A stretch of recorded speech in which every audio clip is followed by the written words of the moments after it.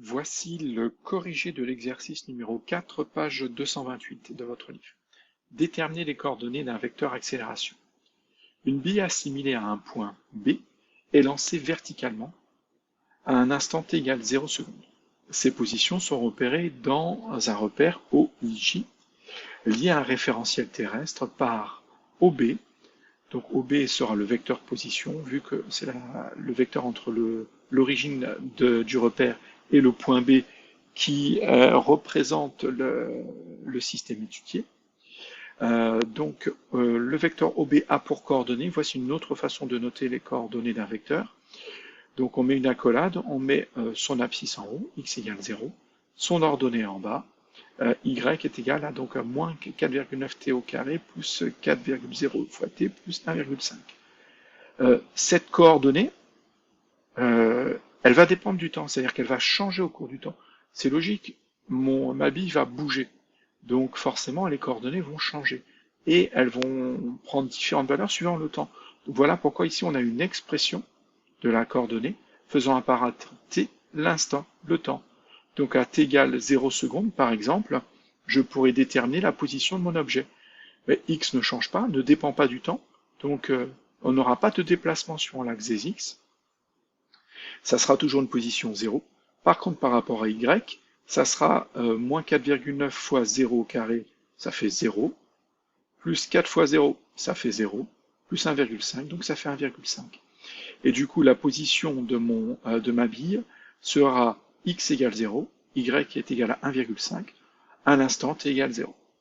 Et si t égale 1 seconde, eh ben, je remplace t par 1 seconde et je peux connaître les coordonnées de mon point B ou les coordonnées du vecteur OB, mon vecteur position, qui a la même coordonnée que le point B.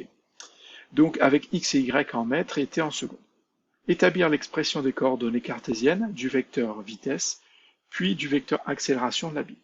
Donc là, on va utiliser une formule du cours, deux formules du cours.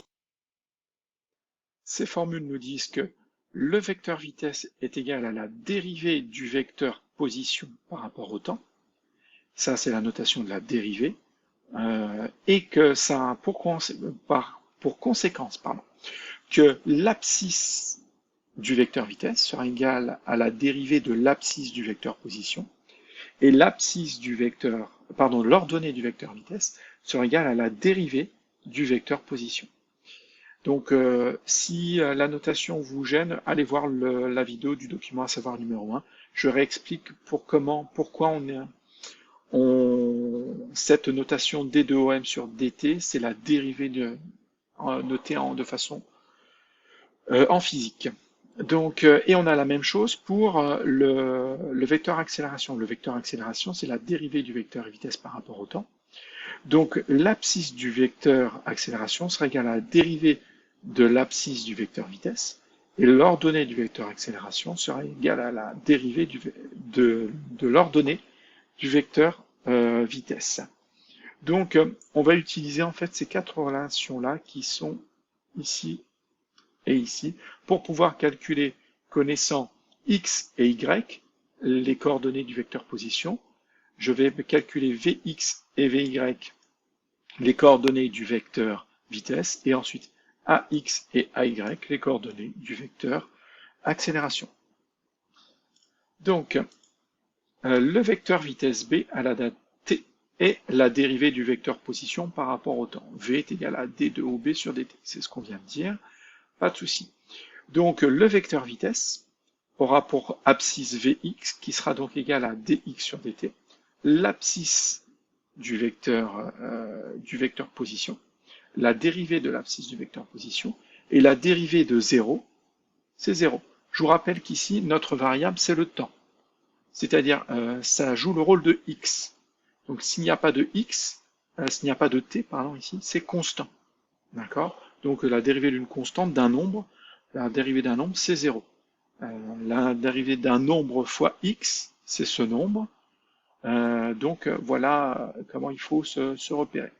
Donc, mais ici, nous, donc le t remplace bien le x.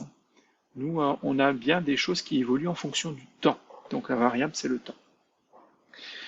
Donc ensuite, Vy, l'ordonnée du vecteur vitesse, ça va être égal à la dérivée de l'ordonnée du vecteur position en fonction du temps. Donc ça veut dire que t est la variable. Donc je dois dériver cette expression. Donc ça fait la dérivée de moins 4,9 fois t au carré, c'est moins 4,9 fois 2, t puissance 1, c'est-à-dire fois t. Parce qu'il faut le 2 passe devant et il faut retirer sur la puissance, sur l'exposant, il faut retirer 1. Donc on fait 2 moins 1, ça fait 1. Voilà pourquoi il reste 1 ici. Et t puissance 1, c'est t1. Et ensuite, la dérivée de 4 fois t, c'est 4.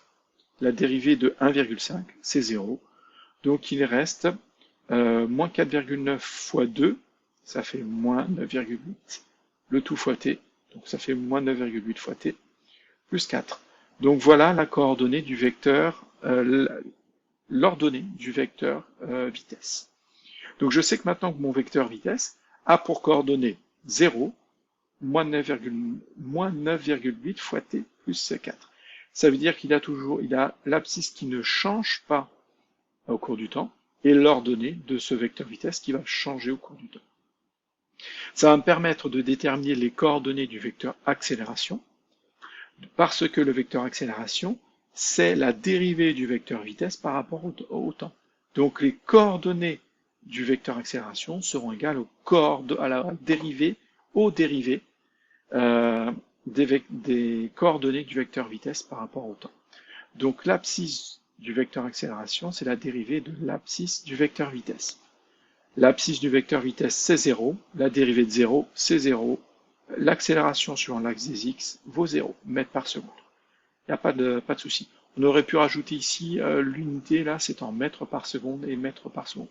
À la fin d'une expression, il n'est pas illogique de mettre mètres par seconde pour se rappeler que c'est bien une vitesse. Ensuite, l'ordonnée du vecteur accélération est égale à la dérivée de l'ordonnée du vecteur vitesse, c'est-à-dire à la dérivée de cette expression. Et la dérivée de cette expression, c'est quoi? C'est moins 9,8 fois t. Si je dérive ça, ça fait 9,8.